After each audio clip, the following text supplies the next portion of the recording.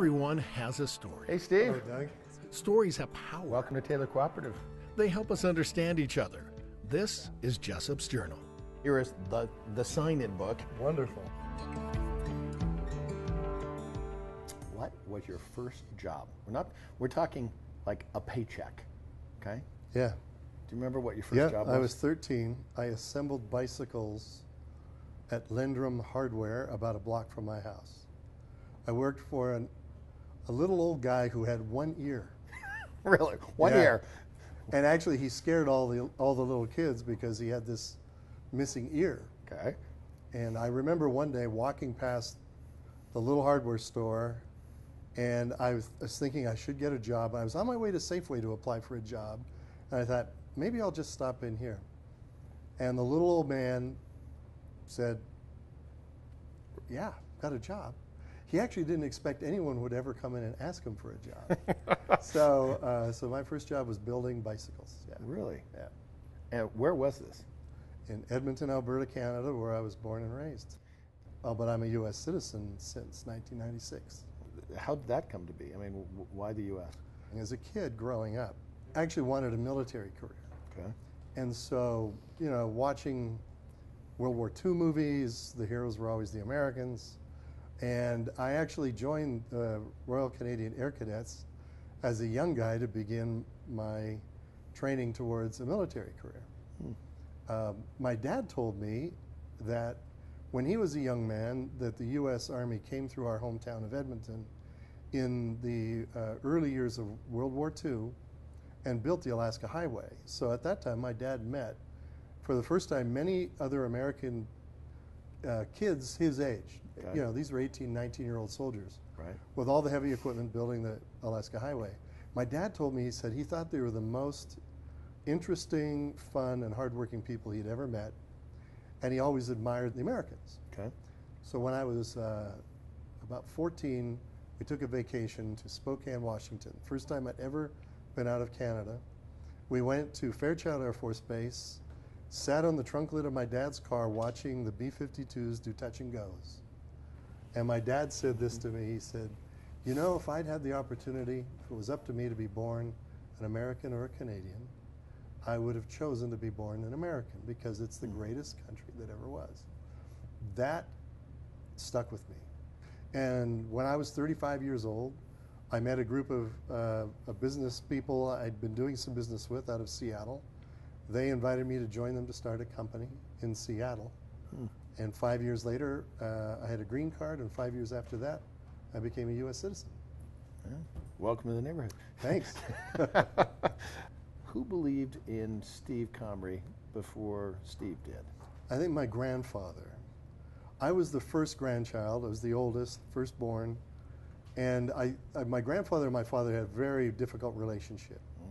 I think my grandfather wanted to show that he could be a pretty good guy to somebody, and he picked me. So there I was. I would visit with him at his upholstery shop. He would take me with him to a bar where he had his buddies, and we played pool together.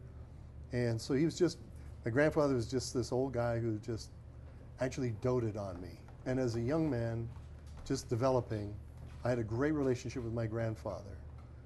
He passed away when I was 14, that same year. And that was also a pivotal event for me because my father wasn't the kind of man who could be my mentor or my champion. He just wasn't there for me. Right. But my grandfather was. He passed away. The thing that you and I have talked about a lot is Afghanistan. How in the world did you get to Afghanistan? I was looking for work, and my friend Dave Reed offered me a position as a general manager of a TV station in California. Many years later, I find Dave ended up in Turkey running operations there for Fox Television, but he also met with some young freedom fighters. I call them freedom fighters because they truly were dedicated to devoting their lives, giving their lives if necessary, to build a television channel in Afghanistan that would taunt the Taliban. So while Dave was meeting with these people, I'm keeping in touch over the years, though we hadn't worked together for a long time, recognized that he was in Afghanistan. I emailed him. I said, get your butt out of there. We don't want you there. You shouldn't be there. And he said, no, Steve, he says, you would probably be the only guy who might understand how important it is, what I'm doing. He says, I think I'm going to stay. I asked Dave again, why would you do that? He said, these young people need me. They need what I can do to help them. I believe in them, and I can't leave them. I was touched by that. And knowing Dave as well as I do, and owing him for getting me a really good job in television, I felt somewhat obligated to help Dave. My wife said to me, while Dave is over there, you know what he's doing, I bet you'll go and join him. And I said, no, I wouldn't do that. She says, well, if you think you should go and join him, I'll back you on it. The next day, Dave asked me, he said, look, it sounds crazy and it's dangerous, but if you're the only person I can think of might be willing to come here and help me because I do need help. So with Melissa's already approval, some people say she's trying to get rid of me. Yeah. But she wasn't. I think Melissa felt strongly, like I did, that given an opportunity to help someone who has helped you, Dave helped me, given the opportunity to do something that is meaningful and consequential, and to be able to, in a way, I'd always had a fearless element to my life, willing to become different, finding my own way, moving my family time after time to get to the next thing. I thought this was an opportunity to give something back. And even though I believed in Dave, I also believed if I get there and things are really bad, I'll grab Dave and bring him home. So on January 18th, 2010, I flew into Kabul in the middle of the night on a landing strip that had no lights.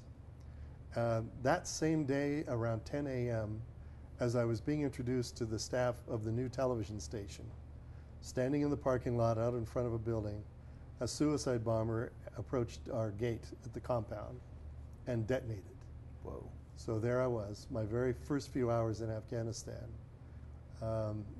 seeing for myself what really happens in a war zone like that, knowing that the people I was about to work with were already targets of the Taliban for what they were about to do. And you're poking the bear. Yeah. I mean, big time. Well, these were a group of 20-something young men. One of them had been to university in Tehran. Another had been in journalism school in Egypt. And their families were well enough off to send their boys off to other places to get them out of the war zone. Right. But these young men were so courageous, they said, no, we're coming back to make a difference. They could have gone into politics or done other things, but with the support of their families, the financial support and the moral support, they were prepared to take on the Taliban in this new way that didn't exist in Afghanistan. At the time, 2010, most of Afghanistan had no electricity. Most people didn't have television sets because the Taliban would kill your family if they saw a dish on your roof. Oh my. So television hadn't developed there the way it had in other countries. And especially some television made by Afghans for Afghans, it had to be done from scratch. There's one story you've told me before. The story about the tie. The tie. Dave and I were invited to the home, the parents of young Asil. Asil was a young boy, a producer. We liked him a lot. He was one of those spark plug personalities. He wanted to create things, he wanted to learn. He just happened to be a very important part of the team that we were working with. And one day he said, my father would like to invite you to come to our home for dinner. Well, traveling through Kabul at night for dinner is something we shouldn't do. Yeah. Afghans don't do it. But we felt really inspired and felt confident that we could accept this invitation. So we took a little car that we had. Our cars weren't armored, they were just regular Toyotas. Okay. We were introduced to his father and his brother and his mother and two young sisters. They'd prepared this beautiful meal for us. And so his father, Asil's father, wanted to show us his appreciation for all we were doing to help Asil get a good education, learn how to do things. His father was a prosecutor for the city of Kabul. He worked for the government. Asil had told us that his father, they had a very humble apartment. His father was intrigued. His father didn't speak English. But what we learned from Asil was his father was different than all of the other prosecutors. All of the other prosecutors had cars and drivers. Asil's father rode a bicycle to work. Asil's father's household income was about $600 a month. And that was well paid because the average Afghan earns about $150 a month. Wow. But it was nothing compared to the other prosecutors. The other prosecutors had nice homes and they had security. But his father was different because his father would not accept the corruption. Asil knew that with Dave and I, we would not tolerate corruption. Even though that's the way everything is done, we'd impressed upon a lot of our young people that the way to do things is to do it without the corruption. His father was that kind of man, and his father struggled because he was the one who would fight without accepting corruption. Well, we went through the meal. We had Asil did a lot of translation. We got to find out a lot of wonderful things about his family. But as we were leaving, and his father dressed in traditional Afghan clothes, which is it's a simple shirt with a couple of buttons in the front, comes down to about the knee, and then matching pants, and they're usually made out of a lightweight material. Right. It's kind of their Sunday best. Okay. But he left the room and came back in wearing, like you are, a vest, a three-piece suit, a beautiful brown suit with a chalk stripe. He looked very dapper. And I said, Asil, this is amazing. What? He says, Mr. Steve, my father wanted to show you his respect for you. He has one Western suit. So he went in, he put it on, and he wants you to know that how much he admires you. And this Western suit is his way of honoring you. And we were very touched. But I looked at the tie, and he had a burgundy colored tie. But on that tie was something very stark, very stunning. You know, us Latter-day Saint people, we have temples all over the world. Here in Salt Lake, downtown temple, you'll find an angel Moroni on top of the spire of the temple. Moroni is an ancient American prophet. And Moroni is there with the trumpet, pointed to the heavens as he faces to the east. Well, on the tie, I said, Asil, your father's tie is very, very important. He says, yes, Mr. Steve, this is my father's favorite tie. The reason this is my father's favorite tie is because it has the angel Gabriel on the tie. There was Gabriel with the trumpet pointing towards the heavens. And I said, would it be possible for me to get a good close look at his tie? And Asil explains to his father, Mr. Steve likes your tie. Can we show it to him? So I took it and I turned it over and said, made in Provo, Utah. You got to be kidding. So somehow, this tie with the angel Moroni that some missionary perhaps or someone else had purchased long ago ended up being gifted to some charity, ended up in a pile that went to Afghanistan. His father was able to pick it out, and he found the angel Gabriel, which to the Muslims is a very, very important symbol. He and I and Dave shared a tear over that. We were so touched. The spirit in the room was so strong. And that confirmed for me that those kind of people are all over the world in all kinds of different situations. And all Dave and I could do was go over there and instruct Asil and others like him to build a television channel that would taunt the Taliban with good programming. Game shows, news, public affairs. We had the first Oprah of Afghanistan. Her name was Mujda. We had a show called Kabul Debates, where the audience were university students, and on the stage was the Taliban and an American general and a politician from Afghanistan. Today, that channel is thriving and doing well. Wow. And our young people have all done fine. So it was a great experience. I want to thank you very much for sharing your story. More than happy to do it, Doug. Thank you very much. Thank you, Tim. You know, we've got some underwriters that want to give you some nice thank you gifts. So, hey. That's wonderful. Lovely parting gifts. Let's take a look. So, Rustico did this nice little box for us. Beautiful box. And so, of course, we've got Custom Journal. Right. Look at that. Very nice. My name on there. It's Got your beautiful. name, okay. Got a copper pen. Pen, awesome. Copper pen.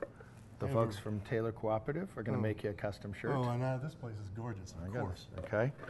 And of course, you know, I love my hats from JW Custom Hats. So we're going to hook you up. They're going to make you a custom hat. JW hat. That's exactly what I need. Now, I know you don't drink, but you know, we got the folks from Ogden's own distillery, and so we'll just donate this. You know, here's the thing we want people to remember. Stories have power. They help us understand. With another entry into Jessop's Journal, I'm Doug Jessop, ABC4 News.